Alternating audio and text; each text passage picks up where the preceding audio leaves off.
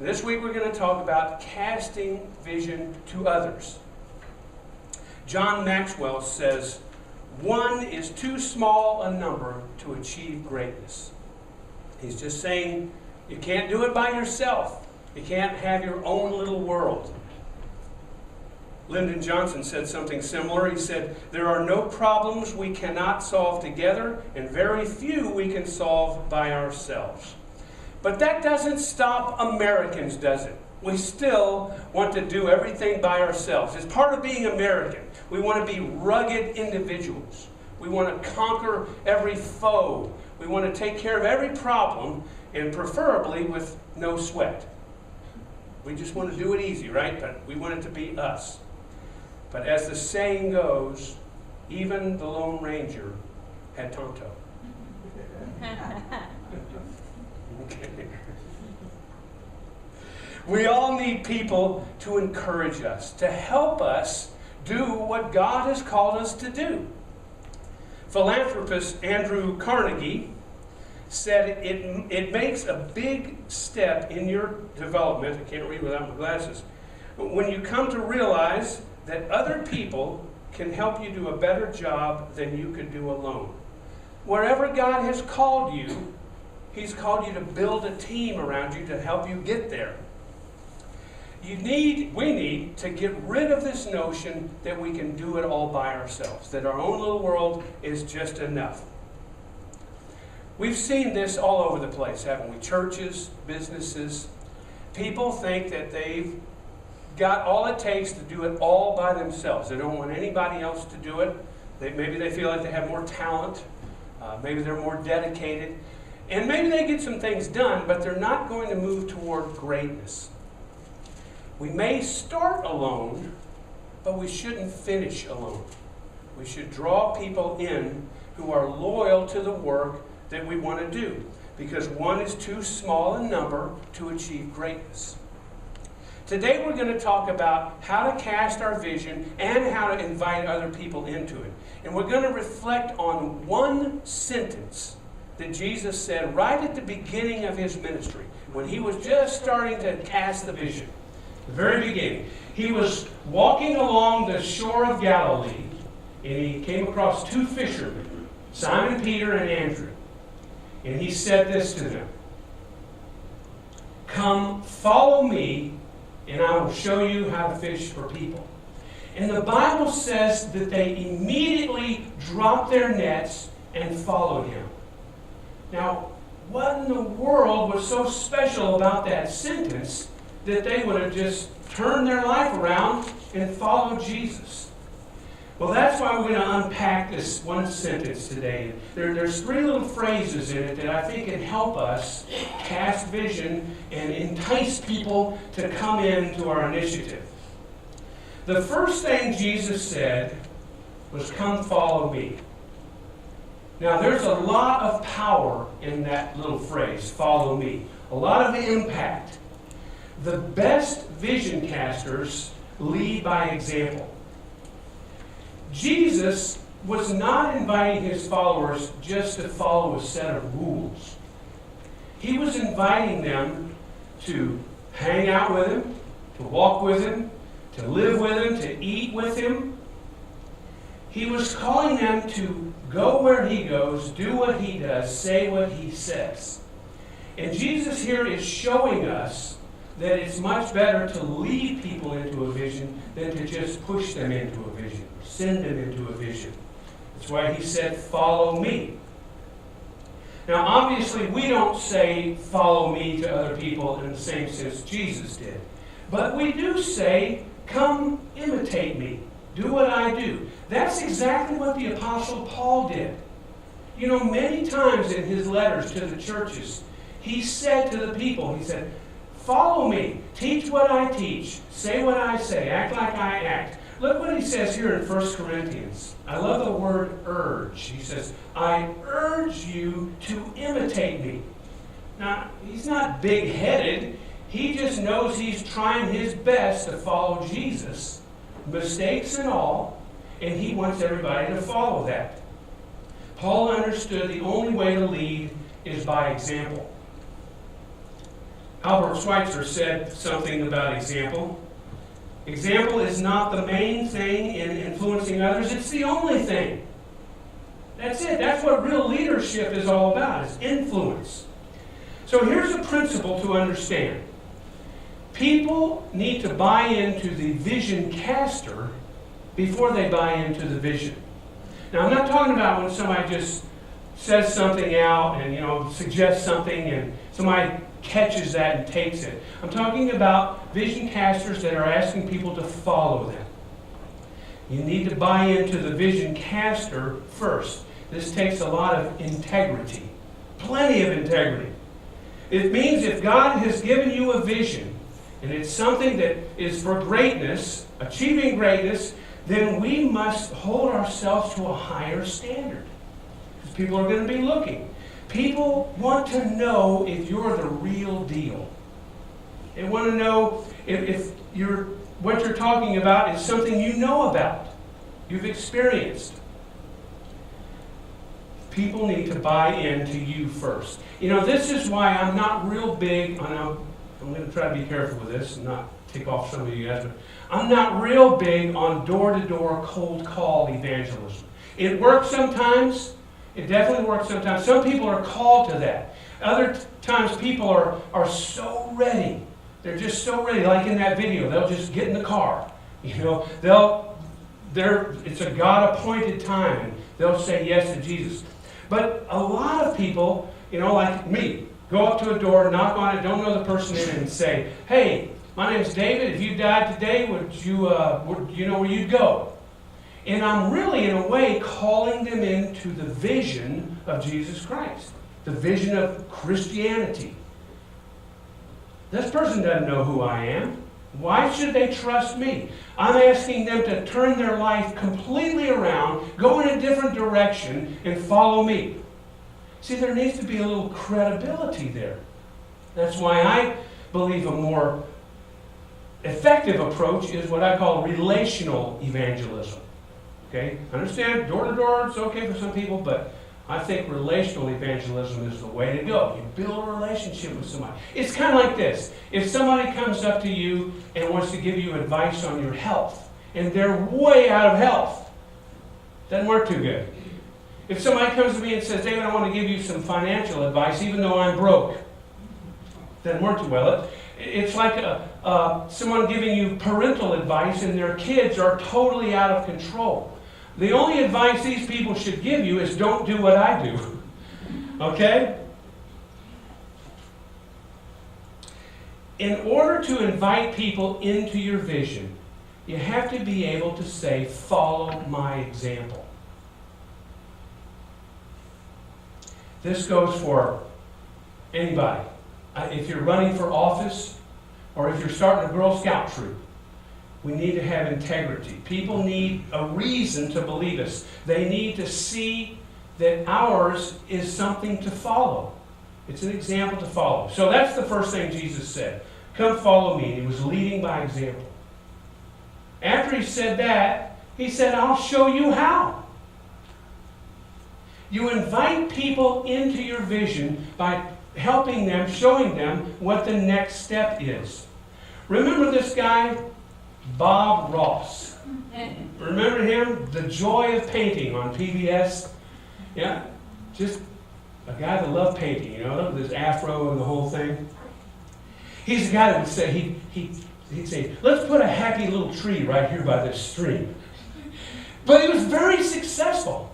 You know why he was successful? Not because his paintings were anything unique.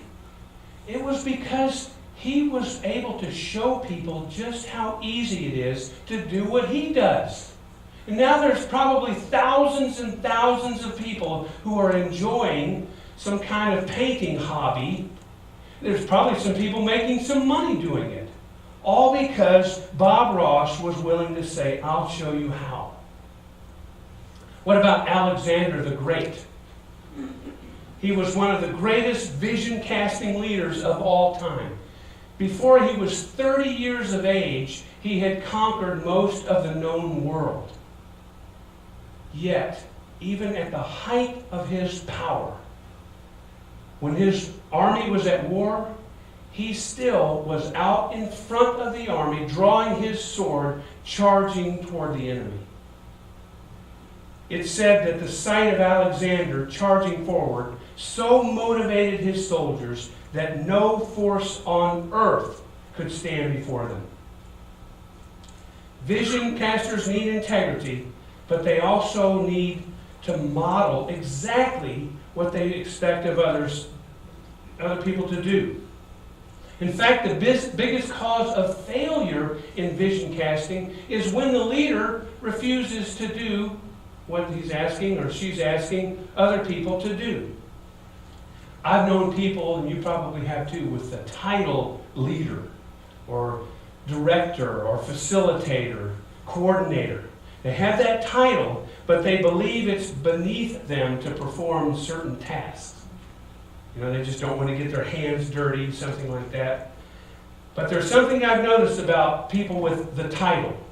They're not real good at casting vision. Their teams are rarely motivated. And you can't blame them. They may have a lazy, kind of uninvolved leader. Jesus modeled the life that he told his followers to live.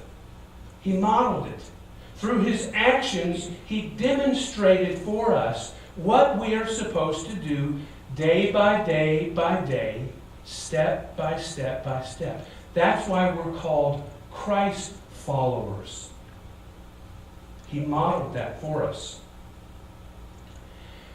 Do y'all know what the Great Commission is? If you've been here a while, you should. It's part of our mission here. It's Jesus' great co-mission. It's his mission for us. It's the marching orders he gave his disciples, his followers. And there's a phrase in it that we overlook a lot. We just kind of skip it, or we don't give it a whole lot of thought. But here's what happened. Jesus was raised from the dead. He'd already been alive on earth, shown himself to many people, and he's getting ready to go up into heaven, the ascension. He's getting ready to go. And he tells these guys standing around him, here's what I want you to do. Now, here's a neat little piece of trivia.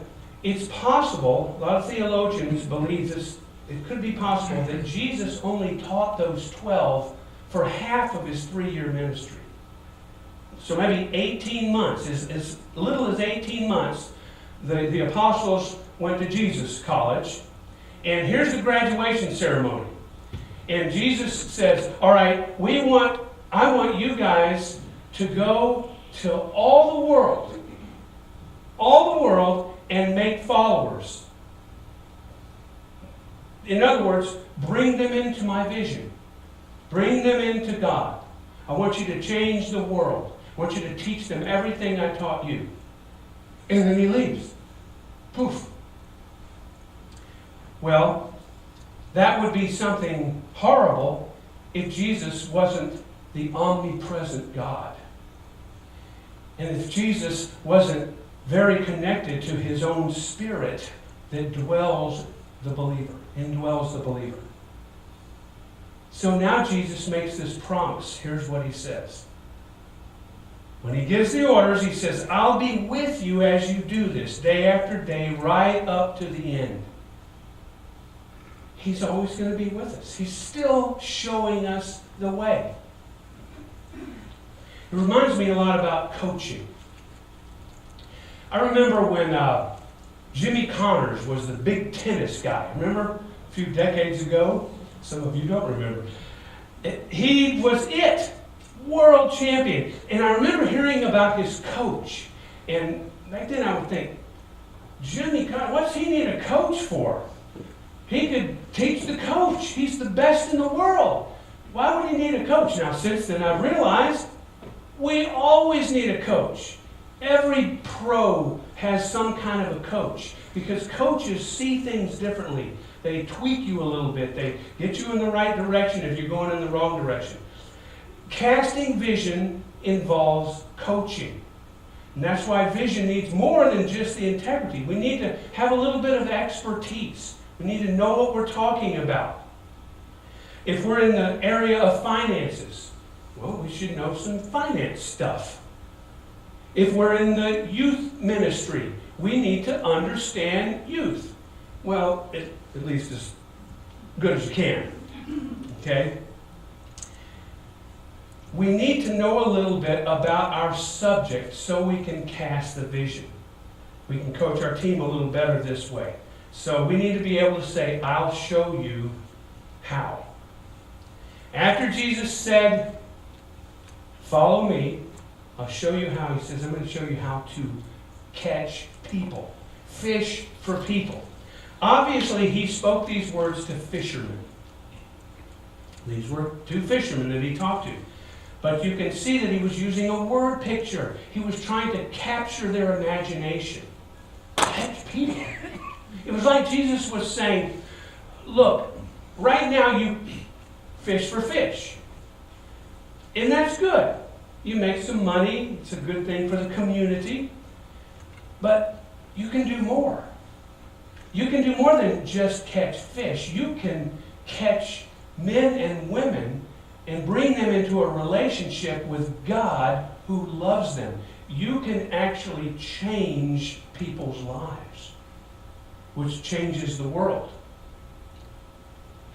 In 1983, Steve Jobs recruited John Scully to be the president of Apple Computers.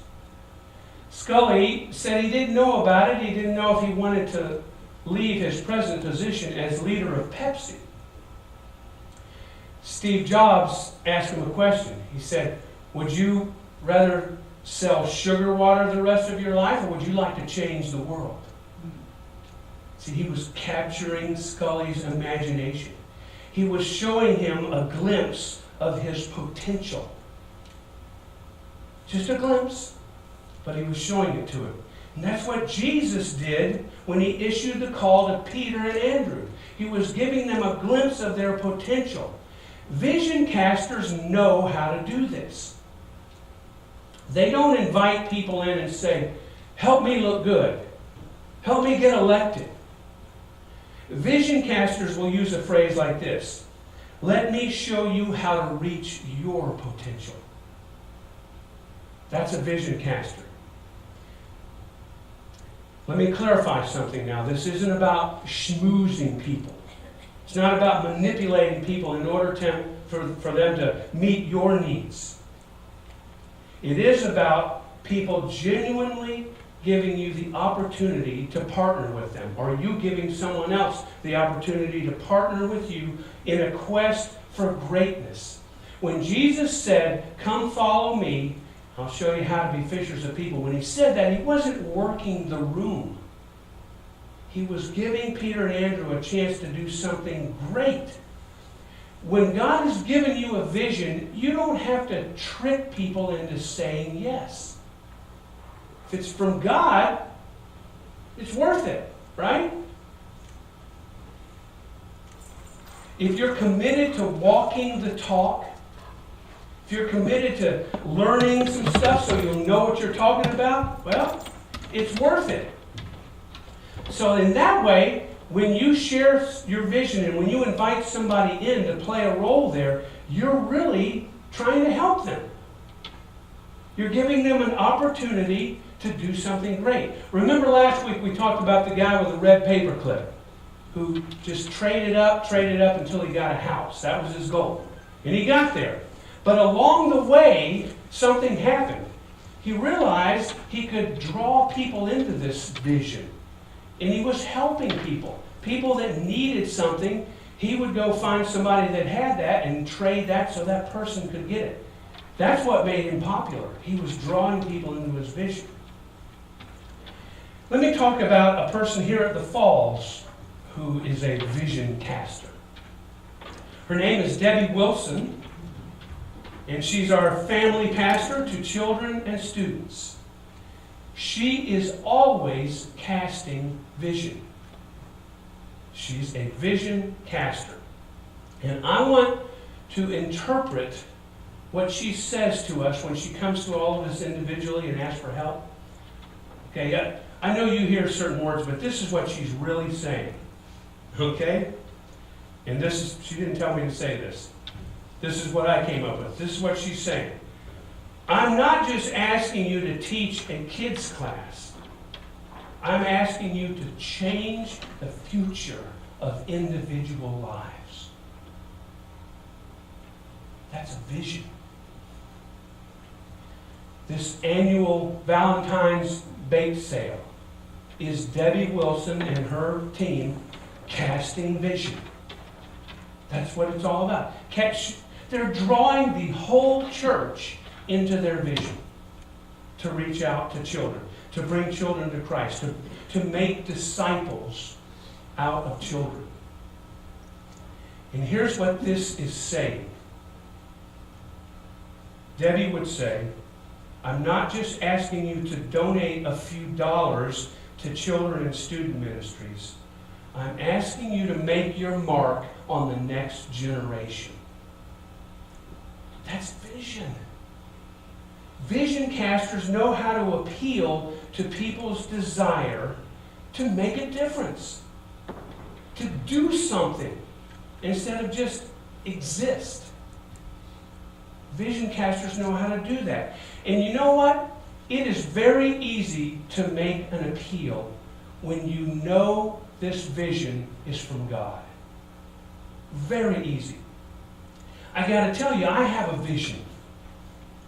I've had a vision for a long time for the Falls. In fact, next week, that's what the message is going to be about. The Falls vision. Vision for Shallowford Falls Community Church.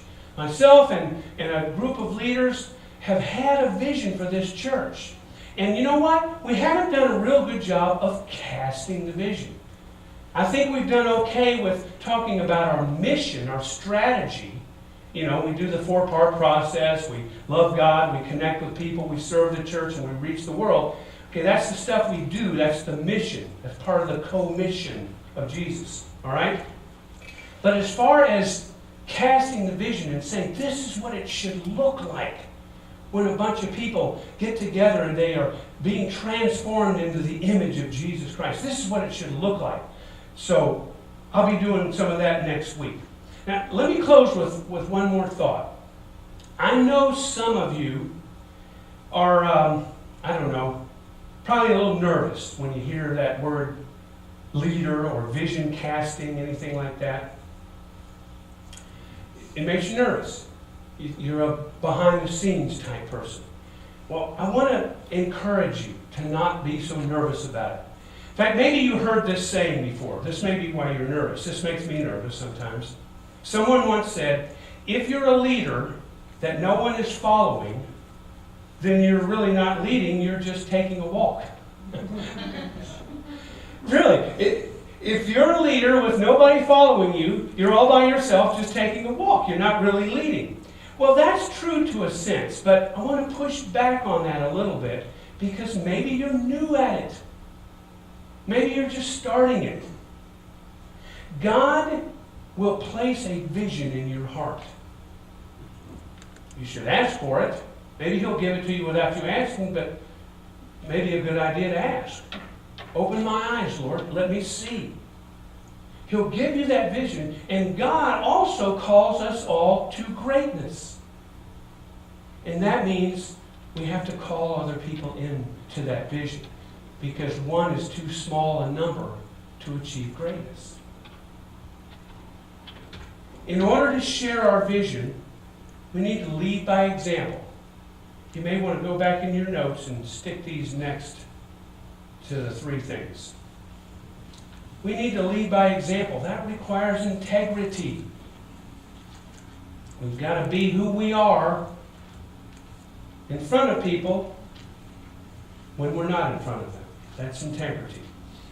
To share our vision, we need to lead by demonstration. That requires some expertise. We need to know a little bit about what we're casting. And we acquire that by being teachable. We always have to have a coach, whether it's the Lord Himself or people who have been where we're going. And to share a vision, we need to lead by inspiration. We need to learn to recognize the potential in other people and figure out a way to draw them in. Bring them into that vision so it can change their lives and change the world around us for the better. So maybe you're just getting started. Maybe it seems like you're just taking a walk. But let me draw you back to the passage of Scripture. What was Jesus doing? Just taking a walk on the shore of Galilee. And runs into just two guys, fishermen. And that's when he started to cast his vision. Taking a walk, drawing people in. Jesus said, "Follow me, and I'll show you how to be fishers of people." Let's respond to that call, and let's cast our vision, the vision he gives us. Let's cast it out, and let's see the world around us change because people are coming into that vision. So I want to ask you to do something this week.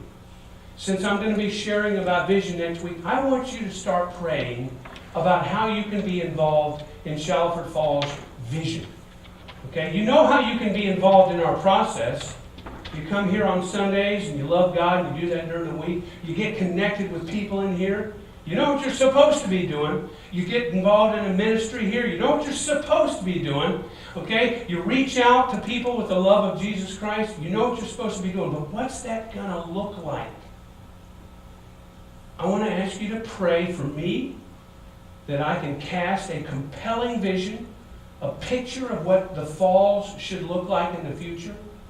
And I want you to pray for yourself that God will plug you into the right part of that vision.